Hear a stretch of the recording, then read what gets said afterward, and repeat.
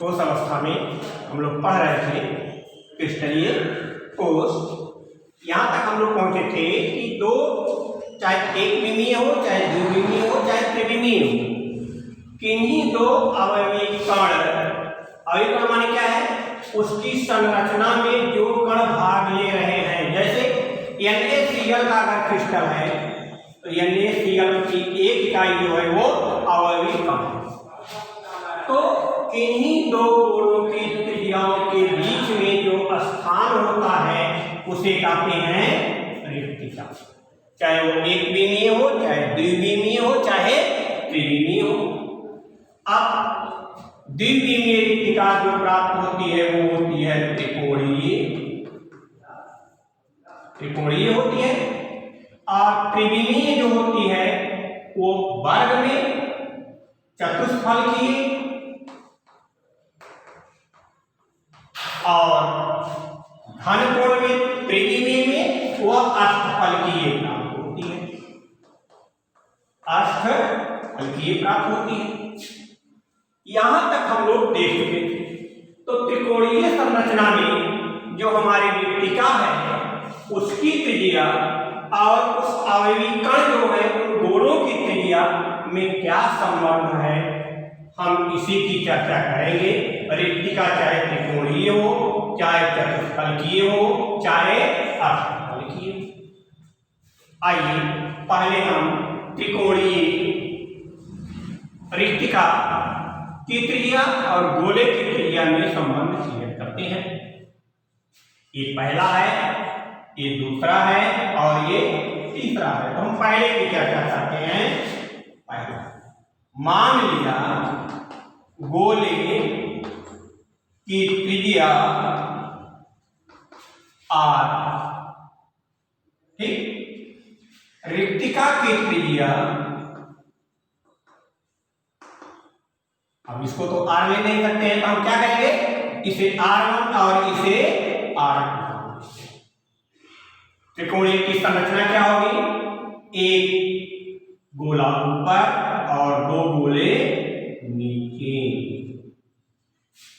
यही जो बीच में खाली स्थान है इसी को कहा गया है त्रिकोणीय रिक्तिका। अब अगर हमें और त्रिकोणीय रिक्तिका स्पष्ट करनी है तो हम गोले को बड़ा बना दें। जितना बड़ा गोला होगा उतना ही त्रिकोणीय रिक्तिका क्लियर होगी। तो गोला हमारा इतना बड़ा, एक गोला इतना बड़ा, तो दूसरा गोला भी हमारा इतना। सारे गोलों की त्रिज्याएं क्या हैं, बराबर हैं। चलिए एक गोले का केंद्र, इस गोले का केंद्र और इस गोले का केंद्र, सभी की त्रिज्याएं बराबर हैं। r1 इसकी भी त्रिज्या बराबर है,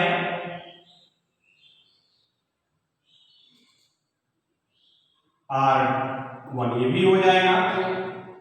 यहां चले ये भी r1 है, यहां चले ये भी r1 है। इनको अगर मिला दिया गया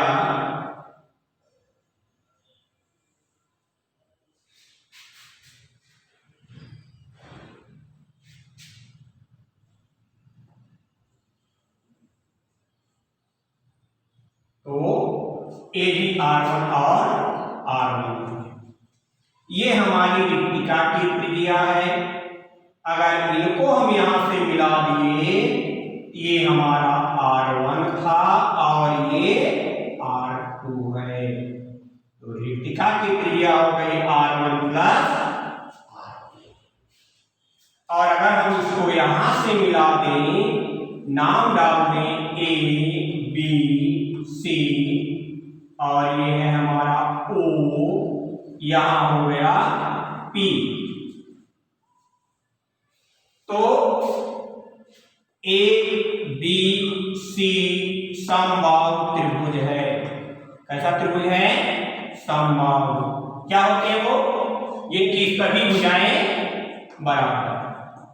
तो ए बी बराबर बी सी बराबर सी ए बराबर 2r1, r1 plus r1 r1। रिक्तिका की त्रिज्या रिक्तिका की त्रिज्या धन गोले की त्रिज्या ये किसके बराबर है? BO। BO बराबर R1 प्लस R2। अब BOP क्या है? समकोण त्रिभुज है। तो हम समकोण त्रिभुज में कोई भी अनुपात अगर भुजाओं में प्रकट किया जाता है तो त्रिकोणमितीय अनुपात कहलाता है। और त्रिकोणमितीय अनुपात 6 होते हैं, साइन, कॉस, टैन, सेक, कोसेक, कॉस। तो हम यहाँ पर सेक थीटा की वैल्यू निकालते हैं। सेक थीटा बराबर, हम जानते हैं कि सेक 3 त्रिकोणमितीय अनुपात साइन, कॉस, टैन अदर 3 की व्युत्क्रमानुपाती होती है। इस अनुसार सेक जो है वो कॉस का व्युत्क्रमानुपाती होगा। या डायरेक्ट अगर हम सेक थीटा को देखना चाहें तो कर्ण बटे आधार होता है। सेक थीटा बराबर कर्ण बटे आधार। तो कर्ण क्या है? R1 प्लस R2 और आधार क्या है? खाली R1। हमारा त्रिभुज यहीं तक मिलान करता है, यहीं तक। ये B और P क्या है? R1 है। और नाम अगर यहां लिखना चाहो तो हो जाएगा BO अपान BP। चलिए सेक थीटा की वैल्यू क्या हो जाएगी? हम जानते हैं कि अगर ये समबाहु त्रिभुज है तो सभी भुजाएं बराबर, सभी कोण भी बराबर। तो कोण A बराबर कोण B बराबर कोण C के, और तीनों कोणों का मान 180 अंश होता है। इस प्रकार से कोण B हमारा क्या हुआ? 60 हुआ। और BO क्या है? कोण B का समद्विभाजक है, इसलिए OBP का मान हो गया 30 डिग्री। तो सेक थीटा का मान सेक 30 डिग्री बराबर हो गया R1 प्लस R2 अपान R1। ये मान होता है। आगे क्या प्राप्त हुआ सेक 30 का? cos 30 का जस्ट अपोजिट। cos 30 का मान sin 60 के बराबर √3/2, और 3/2 का उल्टा क्या हो जाएगा? 2/√3। 2/√3 इक्वल R1 प्लस R2 अपान R1। √3 का मान 2/1.732 बराबर R1 बटे R1 प्लस R2 बटे R2 की कट गया। 2/1.732 बराबर R-1 बराबर चलिए 1 प्लस R2 अपान R1। 1 को इधर लाइए तब क्या मिलेगा? 2/1.732 माइनस 1 अपान 1 इक्वल R2 अपान R1। एलसीएम क्या हो जाएगा? 1.732। कोई भी भिन्नात्मक सवाल हो बिना एलसीएम के, बिना लघुगणक के हल नहीं हो सकता है, इसलिए एक और इनका लघुगणक वही नंबर आ गया। अब लघुगणक को प्रत्येक बिंदु से गुणा करने पर यहाँ हमें 2 प्राप्त हुआ। यहाँ 1.732 बराबर R2 अपान R1 मिल गया। इनको हमने माइनस कर दिया तो कितना आएगा? 2.000 माइनस 1.732। यहाँ आया 8, यहाँ आया 6, यहाँ आया 2। क्या मान मिल गया? 0.268 बटे 1.732। इनकी पॉइंट इक्वल है बराबर R1 R2 अपान R1। इनको भाग दे दिए तो आएगा 0.15 एप्रोक्सीमेट बराबर R2 अपान R1। ये हमारा रियल रिलेशन प्राप्त हो गया त्रिकोणीय त्रिज्या के गोले की त्रिज्या, त्रिकोणीय रिक्तिका के गोले की त्रिज्या या त्रिकोणीय रिक्तिका की त्रिज्या व अवयविका के गोले की त्रिज्या में अनुपात। R2 क्या है? R2 क्या माना गया है? रिक्तिका की त्रिज्या। R1 क्या है? गोले की त्रिज्या जिससे वह क्रिस्टल बना हुआ है। इस तरह से 0.105 मान प्राप्त हो गया। अब इसके बाद हम अगला देखेंगे, अगली रिक्तिका के बारे में किस प्रकार की होगी? चतुष्फल की। चतुष्फल की रिक्तिका कैसे प्राप्त होगी? या हमारा जो है क्रिस्टल का आकार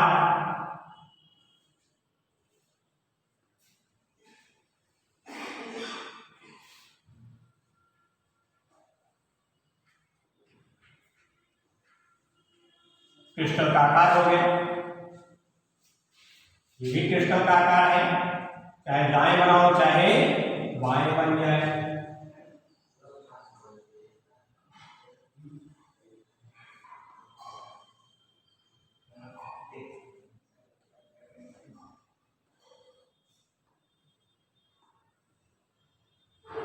ये हमारा क्या है? एक अवयवी कण है। किसी क्रिस्टल की संरचना में भाग लेने वाले एक इकाई की संरचना है, जिसका नाम क्या है? ये हमारा है ए, ये है बी, ये है सी, ये है डी, ये है ई, ये है एफ, जी और एच। हर जगह हमारे अवयवी कण बने हुए हैं।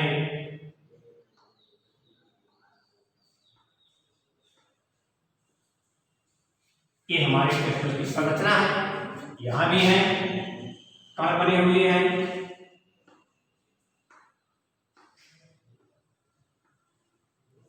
अब त्रिकोणीय क्रिस्टल जो बनेंगे वो यहां से और यहां के बीच बनेंगे। ये हमारी जो संरचना है वो त्रिकोणीय क्रिस्टल की त्रिज्या मिलेगी। अब गोले की त्रिज्या वही है। यहां भी हम अगर संबंध निकालना चाहें तो वो मान सकते हैं। क्या? माना गोले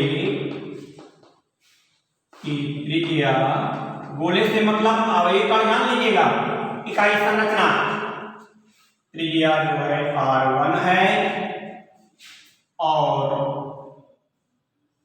रिक्तिका, चतुष्फल रिक्तिका की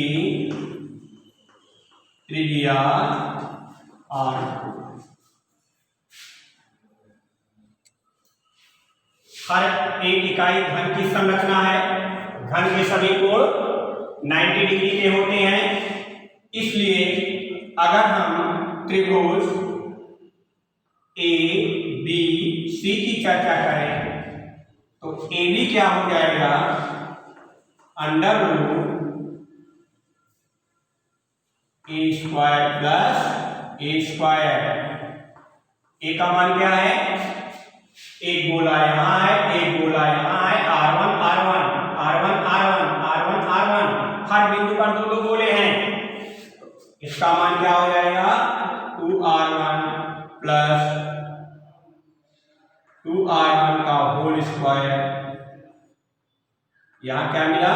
a√2। और यहां क्या मिल जाएगा? Under root 4R1 plus 4R1 square under root 8R1 square AB। तो यहां क्या मिला? 2√2R1 ए बी का मान भुजा के रूप में क्या था, समीकरण 1 है, समीकरण 2 है, तो मिला क्या हमें, समीकरण 1 व 2 से a रूट 2 बराबर 2 रूट 2 r1, तो r1 बराबर क्या हो जाएगा, r1 बराबर हो जाएगा कि a रूट 2 अपान 2 रूट 2, ये कैंसिल हो गया, a अपान 2 या a इक्वल टू r1, सही है। तो चलिए आगे, इसको अगर हम और विस्तृत करना चाहें 2 रूट 2 को, तो एक रूप और मिलेगा, 2 रूट 2 से ऊपर नीचे मल्टीप्लाई कर दो,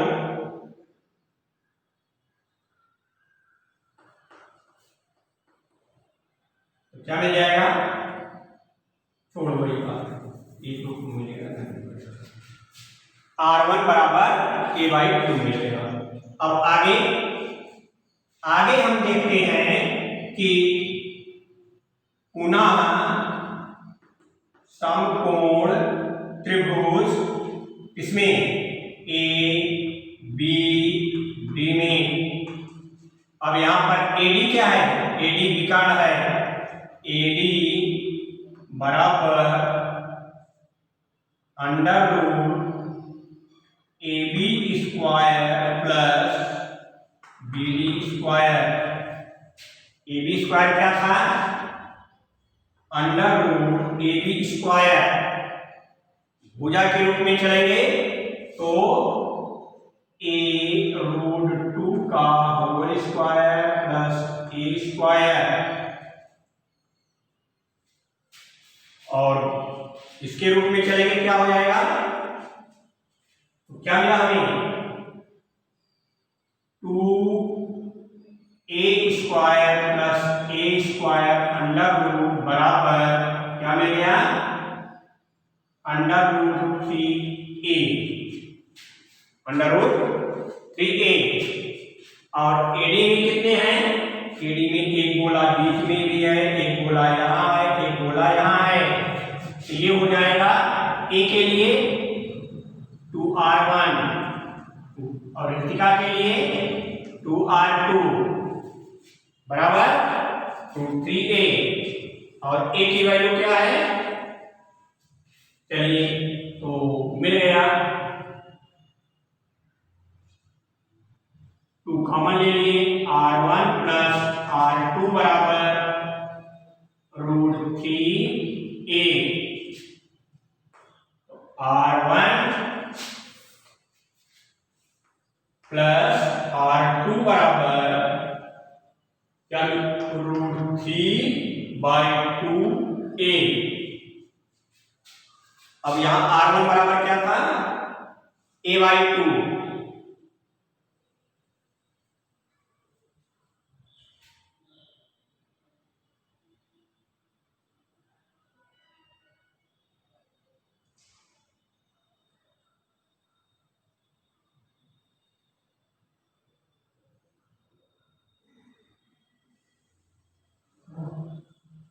तो आप इसको r1 से भाग दे दो, तो r ये हो गया समीकरण 3, समीकरण 3 भागे समीकरण 1 r1 प्लस r2 अपान r1 बराबर क्या मिला, root 3 upon 2 into a into root 2a upon 2,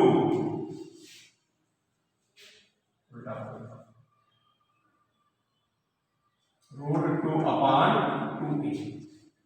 यहां से